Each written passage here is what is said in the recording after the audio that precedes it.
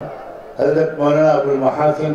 محمد سجاد صاحب امارت شرعیہ کے بانی، ان کی بالکل دوسری رائے تھی۔ وہ اسٹرانگلی یہ رائے رکھتے تھے کہ بغیر کسی شرط کے کانگریس کے ساتھ اشتراک عمل یہ خودکشی ہوگی، کسی قیمت پر اندھا اعتماد نہیں کیا جانا چاہیے۔ کچھ بزرگوں کی یہ رائے تھی کہ کانگریس کے ساتھ، اور اس وقت ملک میں ایک نیشنل پارٹی صرف ایک تھی، کہ کانگریس کے ساتھ جنگ آزادی میں بلا کسی شرط اور معاہدے کے شریک نہ ہوا جائے، اندھا بھروسہ ہرگز نہ کیا جائے۔ ہمارے ان بزرگوں کی اکثریت نے اس وقت یہ کہا کہ بھائی اس وقت کچھ کانگریس کے سامنے شرطیں رکھنے کا موقع نہیں ہے، یہ لوگ اتنے دھوکہ نہیں دیں گے۔ اور انہوں نے تو یہاں تک کہا بھی تھا اور لکھا بھی تھا کہ آج تم آزادی کی لڑائی ان کے ساتھ مل کر ان کی قیادت میں لڑ رہے ہو، تمہیں کو زیادہ شہادتیں دینی پڑیں گی، موت کے لیے یہ تمہیں کو آگے بڑھائیں گے، انگریزوں کی پھانسیوں کے پھندے تمہیں کو زیادہ چومنے پڑیں گے، اور جیلوں سے لے کر کالا پانی تک سب کی آبادی کا ذریعہ تمہیں بنو گے۔ حضرت مولانا ابوالمحاسن محمد سجاد صاحب کی رائے یہ تھی، جس پر وہ آخر دم تک جمے رہے، کہ اپنی سیاسی طاقت بناؤ اور پھر معاہدے کرو۔ کہ ریلوے اسٹیشن پر ایک مسافر بھی ٹرین کا انتظار کرتا ہے، ریل کا انتظار کرتا ہے، اور ایک قلی بھی ریل کا انتظار کرتا ہے، لیکن دونوں کے انتظار میں زمین آسمان کا فرق ہوتا ہے۔ مسافر تو انتظار اس لیے کرتا ہے کہ ریل آئے گی تو وہ اس میں سوار ہو کر وہ اپنی منزل تک پہنچ جائے گا، اور قلی انتظار اس لیے کرتا ہے کہ ریل آئے گی تو وہ ایک بابو کو اتار دے گا، ایک بابو کو چڑھا دے گا، اور بابو کچھ مزدوری دے دے گا۔ الیکشن کی ریل کا انتظار آزادی کے بعد سے ہم مسلمان مسافر کے حیثیت سے کبھی نہیں کرتے، ہمیشہ قلی کے حیثیت سے کرتے۔ ہم جس رب کو خدا مانتے ہیں، جس رب کو مانتے ہیں، وہ رب صرف مسلمانوں کا نہیں ہے۔ پہلی آیت میں اللہ نے ہم کو یاد دلا دیا کہ میں رب العالمین ہوں، میں رب المسلمین نہیں ہوں، میں دنیا کے تمام انسانوں کا رب ہوں۔ میں نوجوانوں سے کہتا ہوں خاص طور پر، اور نوجوان بچیوں سے بھی کہتا ہوں، تم ہمارے جگر کے ٹکڑے ہو، تم ہماری امت کا مستقبل ہو، تم ہمارے ملک کا مستقبل ہو۔ دور دور تک میں سچ کہتا ہوں، کاش کہ کسی کو برا نہ لگے، مجھے دور دور تک پولیٹیکل پارٹیز کے اندر ملک سے محبت کی نیم بھی نظر نہیں آتی۔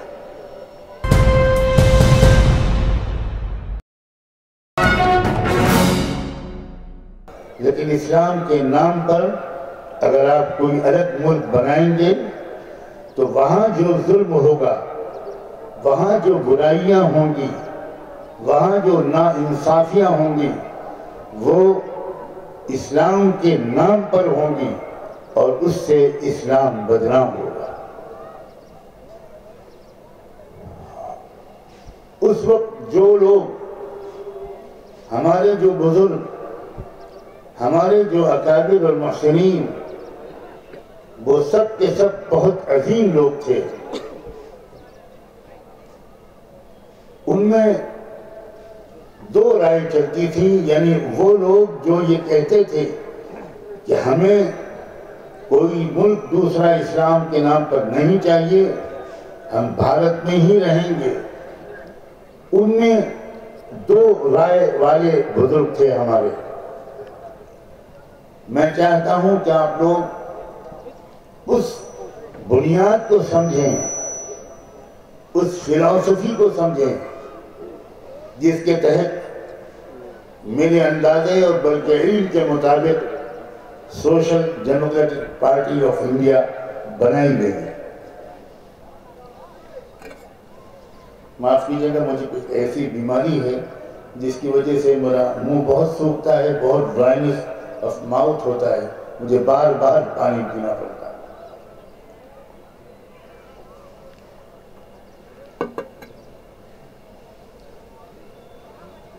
کچھ بزرگوں کی یہ رائے تھی کہ کانگریس کے ساتھ، اور اس وقت ملک میں ایک نیشنل پارٹی صرف ایک تھی، کہ کانگریس کے ساتھ جنگ آزادی میں بلا کسی شرط اور معاہدے کے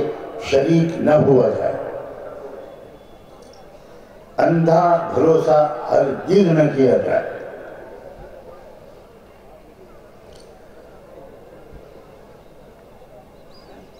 بلکہ پہلے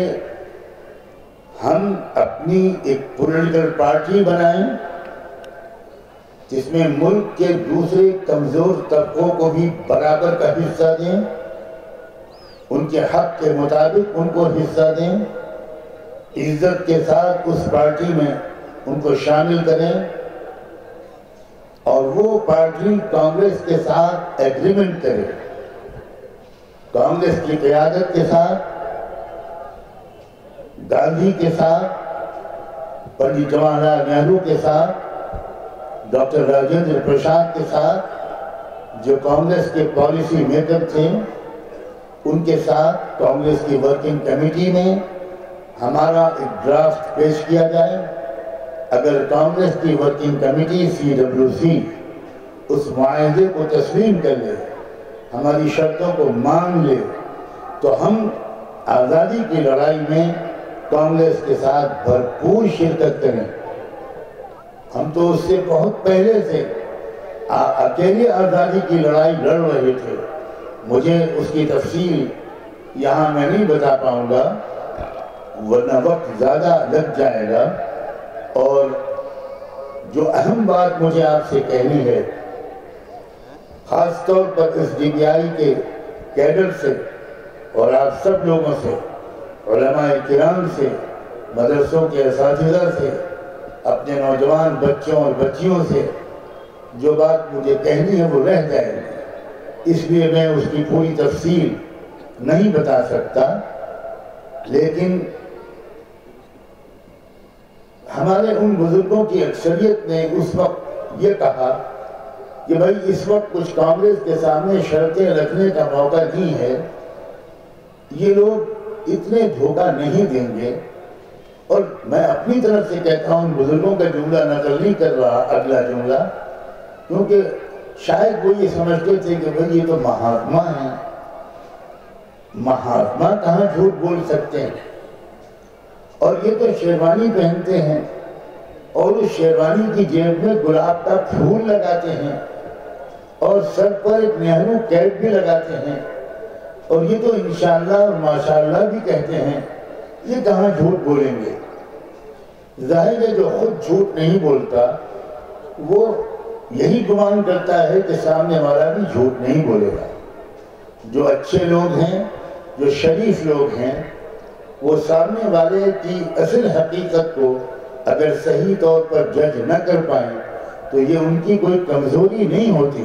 اکثر اوقات میں یہی ان کی ایک خوبی ہوتی ہے۔ لیکن انہی بزرگوں نے، اب غور سے سنیے گا، انہی بزرگوں نے بہت بڑے عالم، بہت بڑے اسلامی قانون کے ایکسپرٹ،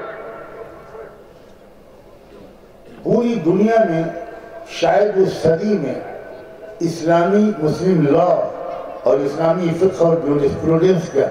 اتنا بڑا ایکسپرٹ نہ مصر میں موجود تھا، نہ سیریا میں، نہ مکہ میں، نہ مدینہ میں، کسی ملک میں اتنا بڑا عالم نہیں تھا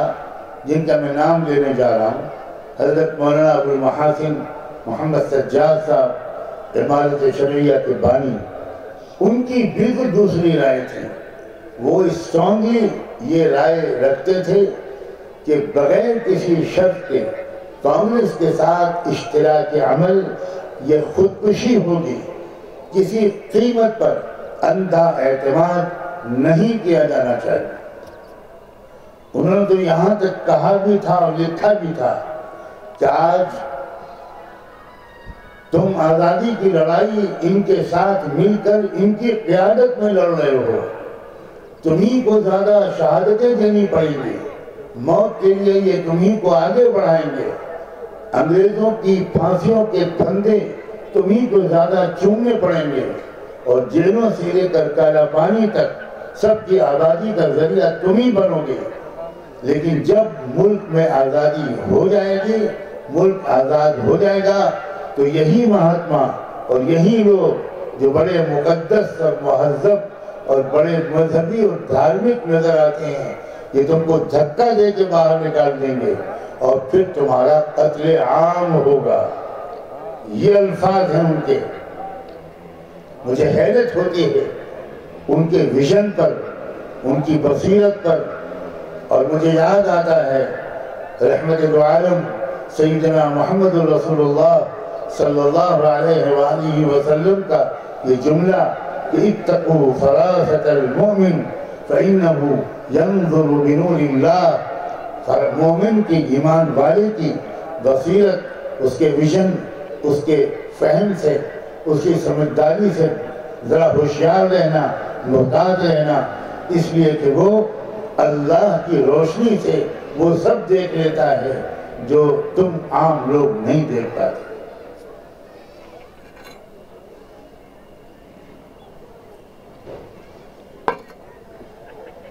حضرت مولانا ابو المحاسن محمد سجاد صاحب کی رائے یہ تھی، جس پر وہ آخر دم تک جمے رہے،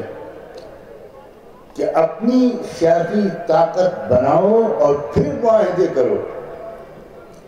جو معاہدہ پوزیشن آف اسٹرینتھ سے ہوتا ہے، جو معاہدہ مضبوط پوزیشن میں آنے کے بعد ہوتا ہے، اس معاہدے کو پورا کرتے ہیں سامنے والے لوگ، اور اگر وہ معاہدہ توڑتے ہیں، اگر وہ پیچھے ہٹتے ہیں، اگر وہ دھوکے اور وعدہ خلافی کا راستہ اختیار کرتے ہیں، تو پھر ان کو ہی اس کا نقصان بھگتنا پڑتا ہے۔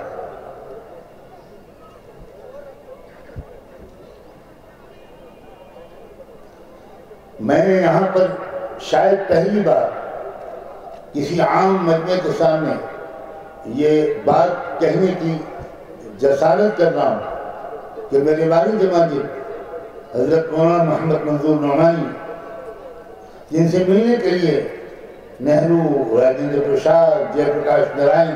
میرے بچپن میں گھر پہ آیا کرتے تھے، میرے والد صاحب اسی رائے کے حامی تھے جو رائے مولانا ابو المحاسن محمد سجاد صاحب کی تھی کہ اپنی سیاسی طاقت بناؤ اور پھر ملک میں دوسری پارٹیوں کے ساتھ ضرورت پڑنے پر برابری کی سطح سے معاہدے کرو۔ یہاں تک کہ میرے والد صاحب حضرت مولانا ابو المحاسن محمد سجاد صاحب کی سیاسی بصیرت کے بارے میں بہت کچھ کہتے تھے اور بہت کچھ لکھ کر گئے ہیں۔ وہ کہتے تھے اس زمانے میں بہت بڑے بڑے علماء اور بزرگ اور اہل دل موجود تھے، لیکن سیاسی بصیرت، نیک سیرتی کے ساتھ، اللہ سے تعلق کے ساتھ، اور جیسا کہ ابھی ترپاٹھی جی نے کہا اللہ و رسول کی اطاعت کے ساتھ، وہ جو رائے رکھتے تھے، جو سیاسی بصیرت رکھتے تھے، ابو المحاسن سجاد صاحب، وہ والد صاحب نے لکھا بھی ہے اور کہتے بھی تھے کہ میں نے کسی اور شخصیت میں وہ سیاسی بصیرت اور وہ سیاسی سمجھداری کبھی نہیں دیکھی جو میں روز مرہ مولانا ابو المحاسن سجاد صاحب کے مضامین پڑھ کر، جلسوں کے خطبہ صدارت سن کر، جمعیت علماء ہند کے بڑے سالانہ جلسوں میں اکثر ان کا خطبہ صدارت ہوتا تھا، بلکہ جمعیت علماء کے بانیوں میں مولانا ابو المحاسن سجاد صاحب کی کلیدی اور بنیادی حیثیت تھی۔ اور اگر بہار میں جو انہوں نے پہلے جمعیت علماء بہار قائم کی تھی اس کو بنیاد مانا جائے جمعیت علماء ہند کا، تو بہت سے لوگ یہ کہتے ہیں اور غالباً صحیح کہتے ہیں کہ جمعیت علماء ہند کے اصل بانی حضرت مولانا ابو المحاسن محمد سجاد صاحب تھے۔ میں آپ کو صرف بتانا ہی چاہتا تھا، حضرت والد صاحب نے میرا جو نام سجاد رکھا یہ انہی شخصیت کے اور انہی اسی موقف و رائے کے سے شدید اتفاق ہم آہنگی اور محبت کے وجہ سے انہوں نے میرا نام سجاد رکھا۔ شاید یہ اس عظیم شخصیت کے نام کی برکت تھی کہ بچپن سے میرے دل میں یہ نظریہ پختہ ہوا۔ سینکڑوں مضامین اس پر لکھے، 50 لوگوں کو سمجھانے کی کوشش کی، مگر احساس کمتری ایسا کہ لوگ اس کی ہمت ہی نہیں کر سکے۔ اور جو راستہ آزادی کے بعد سے آج تک اب تک تقریباً ہم نے اختیار کیا، وہ راستہ کیا تھا اور اس کے کیا نتیجے نکلے، کیا تھا، اس کو سمجھانے کے لیے میں ایک مثال سے کام لیا کرتا ہوں۔ بہت آسانی کے ساتھ اس مثال کی وجہ سے اس راستے کا تعارف ہو جاتا ہے، لوگ سمجھ جاتے ہیں کہ وہ راستہ کیا تھا۔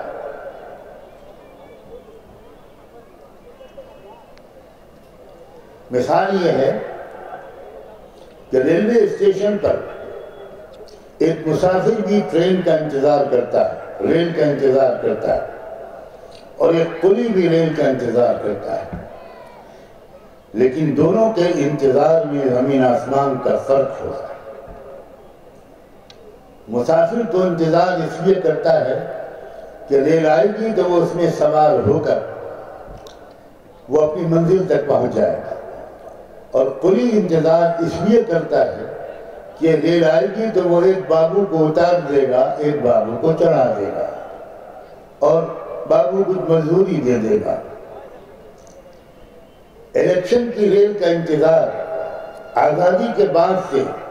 ہم مسلمان مسافر کے حیثیت سے کبھی نہیں کرتے، ہمیشہ قلی کے حیثیت سے کرتے کہ الیکشن کی ریل آئے گی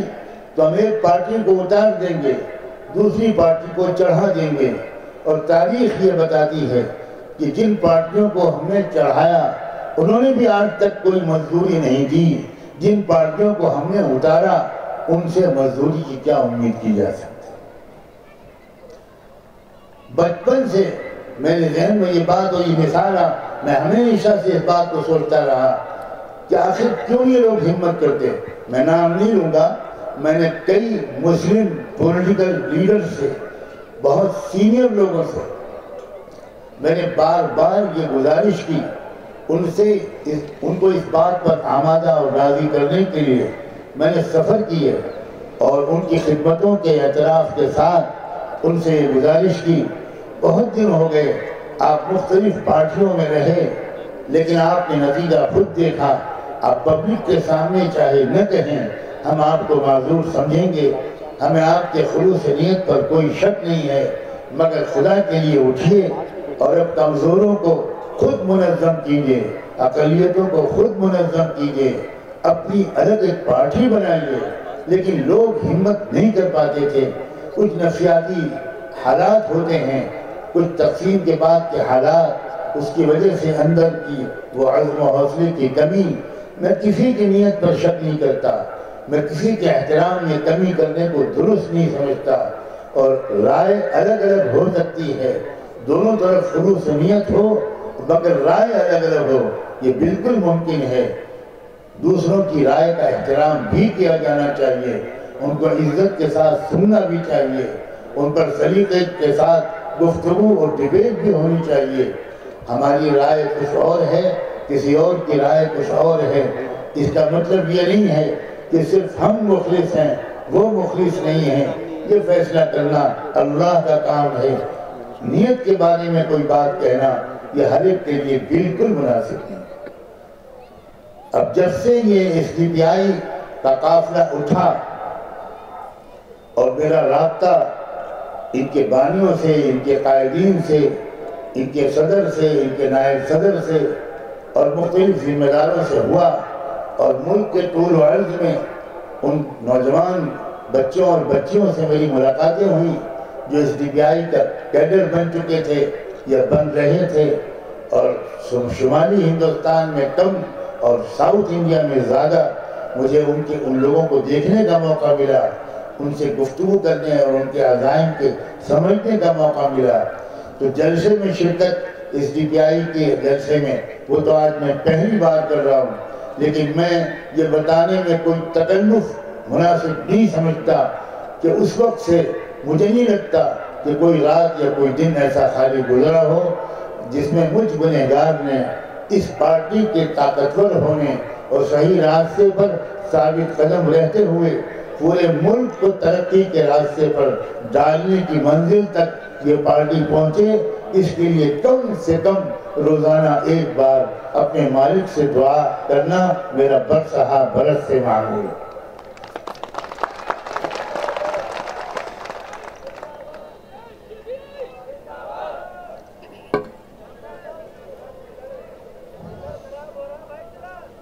مجھے سب سے زیادہ جو خوشی ہوتی ہے ایس ڈی پی آئی کے اپروچ سے، ان کے ویژن سے، وہ یہ ہوتی ہے کہ یہ صرف مسلمانوں کی ترقی کی بات کبھی نہیں کرتی، یہ صرف مسلمانوں کو انصاف دلانے، مسلمانوں کے رائٹس اور حقوق کے تحفظ کی بات کبھی نہیں کرتے۔ میں نے بہت جھانک کر دیکھا ان کے دلوں میں، بہت گفتگو کی، مختلف انداز سے سمجھنے کی کوشش کی، اس لیے کہ صرف مسلمانوں کا خیر خواہ بننا، صرف مسلمانوں کی ترقی کی خواہش کرنا، تمنا کرنا اور کوشش کرنا، یہ ملک سے غداری تو ہے ہی، یہ اسلام سے بھی غداری ہے۔ اسلام اس کی اجازت بالکل نہیں دیتا کہ تم صرف مسلمانوں کی ترقی سنو، ترقی کے لیے کوشش کرو، صرف مسلمانوں کو انصاف دلانے کی کوشش کرو، کسی قیمت پر اسلام اس کی اجازت نہیں دیتا۔ ہم جس رب کو خدا مانتے ہیں، جس رب کو مانتے ہیں، وہ رب صرف مسلمانوں کا نہیں ہے۔ پہلی آیت میں اللہ نے ہم کو یاد دلا دیا کہ میں رب العالمین ہوں، میں رب المسلمین نہیں ہوں، میں دنیا کے تمام انسانوں کا رب ہوں۔ اور پھر مسلمان تو وہ امت ہے، افسوس یہ ہے کہ مسلمان اپنے نان مسلم بھائیوں اور بہنوں کو یہ انتہائی اہم بات نہیں بتا سکا کہ مسلمان اگر صرف محمد رسول اللہ پر ایمان لائے، صرف قرآن پر ایمان رکھے اور بقیہ نبیوں پر ایمان نہ رکھے، حضرت عیسیٰ علیہ السلام ان پر ایمان نہ رکھے، حضرت موسیٰ علیہ السلام پر ایمان نہ رکھے، یا دنیا کے کسی ملک میں جو اللہ کے نبی و رسول آئے ان میں سے کسی ایک پر بھی اگر وہ ایمان نہ رکھے تو ہزار وہ نماز پڑھتا رہے اور ہزار وہ روزے رکھتا رہے اور ہزار وہ حج و عمرے کرتا رہے، وہ مسلمان ہی شمار نہیں۔ یہ بہت بڑی بات ہے جو شاید کچھ مسلمانوں کو بھی نہیں معلوم، ہمارے غیر مسلم بھائیوں اور بہنوں کو تو بالکل ہی نہیں معلوم۔ وہ کہتے ہیں ہمارے پیغمبر حضرت عیسیٰ اور آپ کے رسول و نبی حضرت محمد، یہ ہمارے اور آپ کے اس تفریق کو مٹانا اسلام کا مقصد ہے، قرآن کا مقصد ہے۔ ہم تو یہاں تک کہتے ہیں کہ جن ایک طرف تو ان نبیوں پر ایمان جن کا نام قرآن میں آیا ہے، صاف صاف نام آیا ہے، ہم اس کے علاوہ اور ہزاروں نبی ہیں جن کے بارے میں خدا نے یہ فرمایا کہ پوری دنیا میں ہر قوم میں ہم نے اپنے نبی بھیجے، ہم نے اپنے رسول بھیجے۔ تو ہم مسلمان تو تب مسلمان ہوتا ہے جب یہ کہے کہ جن نبیوں کے نام آپ نے لیے ہوں یا نہ لیے ہوں، جن کے نام آپ نے لیے ہم ان پر بھی ایمان رکھتے ہیں، جن کے نام آپ نے نہیں لیے ہم ان پر بھی ایمان رکھتے ہیں، جو آپ نے عرب میں بھیجے ان پر بھی ایمان رکھتے ہیں، جو آپ نے بھارت میں بھیجے، چائنا میں بھیجے، مشرق میں بھیجے، مغرب میں بھیجے، ہم ان کا نام نہیں جانتے، ان کی تاریخ بھی نہیں معلوم، ہم ان سب پر ایمان رکھتے ہیں۔ اور قرآن کی خصوصیت یہ ہے کہ اس کی کوئی ایکسپائری ڈیٹ نہیں ہے، اور قرآن نے ہمارا رشتہ پچھلی کتابوں سے مضبوط کیا ہے، جوڑا ہے، توڑا نہیں ہے۔ پچھلے نبیوں، رسولوں، پیغمبروں سے قرآن نے اور اللہ کے رسول صلی اللہ علیہ وآلہ وسلم نے ہمارے رشتے کو مضبوط کیا ہے۔ اسی بنیاد پر اسلام کا یہ بنیادی حکم ہے کہ تم کوشش کرو تو سب کے لیے کوشش کرو، کوئی بھوکا نہ رہے، کوئی مظلوم نہ رہے، ہر ایک کو اس کے حقوق ملے، ہر ایک کو اس کی ڈگنیٹی اور عزت ملے۔ ایس ڈی پی آئی کے بارے میں میرا جب یہ یقین بنا کہ ایس ڈی پی آئی اسلام کی اس نقطہ نظر کو اچھی طرح سمجھ کر اٹھی ہے اور اسی لیے اس نے اپنے نام کے ساتھ کوئی اسلامی لفظ نہیں لگایا، اس سے میسج غلط نہ چلا جائے، لوگ یہ نہ سمجھیں کہ یہ صرف مسلمانوں کی پارٹی ہے، مسلمانوں کے لیے اٹھی ہے۔ اس نے وہ الفاظ چنے جس سے زیادہ ایک طرح سے کامن الفاظ شاید ہی کوئی ہو سکیں، social democratic party of India.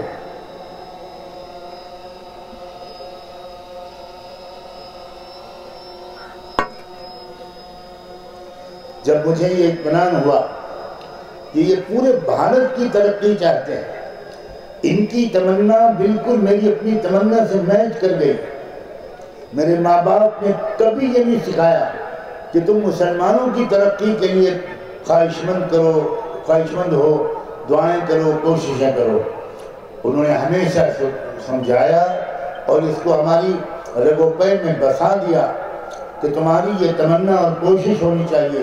کہ ہمارا ملک ہر پہلو سے ترقی کرے۔ ہمارا یہ پورا ملک، اس میں جتنی بھی ذات سے تعلق رکھنے والے لوگ، جتنی قبیلوں برادریوں سے تعلق رکھنے والے لوگ، جتنے مذہبوں کو ماننے والے ہمارے بھائی اور بہن ہیں،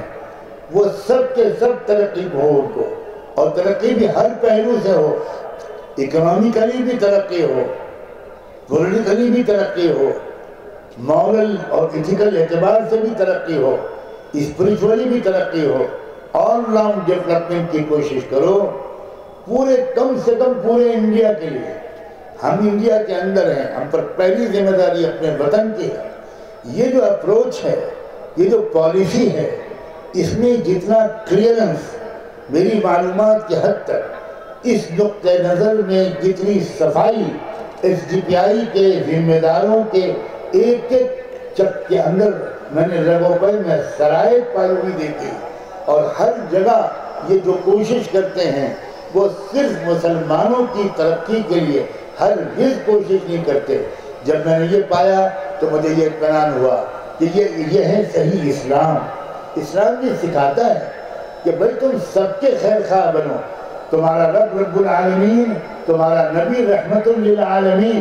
تو تم بھی تو ساری دنیا کے تمام انسانوں کے خیر خواہ بنو۔ اور اب چونکہ دنیا کے ہر ملک کے رہنے والوں کے لیے کام کرنا آسان نہیں، ایک نیشن اسٹیٹ کے زمانہ ہے، تو جو جہاں رہے وہ اپنے وطن کی، اپنے پورے وطن کی اور وطن کے تمام باشندوں کی ترقی کے لیے کوشش کرے۔ ہمیں فخر ہے کہ مالک نے ہم کو بھارت میں پیدا کیا، فخر ہے، میں یوں ہی یہ جملہ نہیں کہہ رہا ہوں، ہمیں فخر اس لیے ہے کہ پہلے رسول اور پہلا انسان حضرت آدم علیہ السلام کو اللہ نے جب جنت سے نکال کر زمین میں بسانے کا فیصلہ کیا تو ان کو کسی عرب ملک میں نہیں بھیجا، ان کو ہمارے کسی عظیم وطن بھارت میں اتارا۔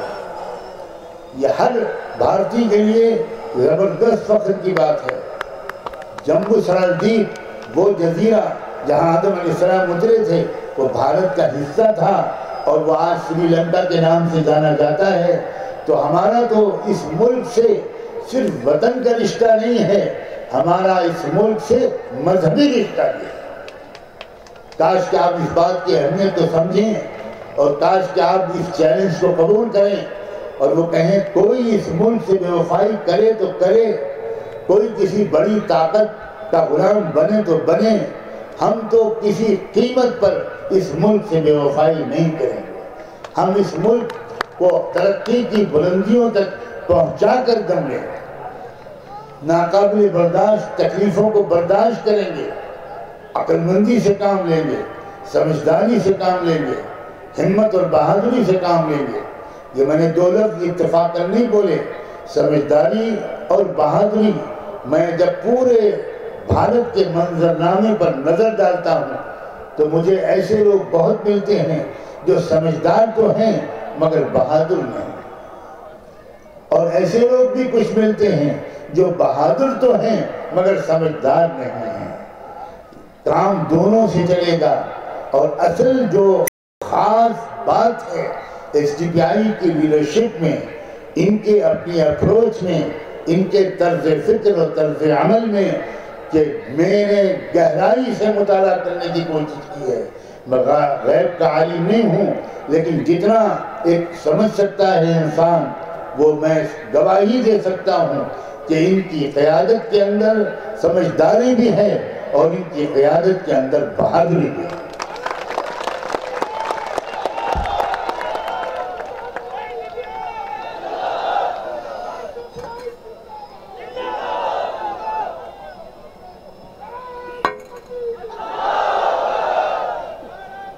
میں چاہتا ہوں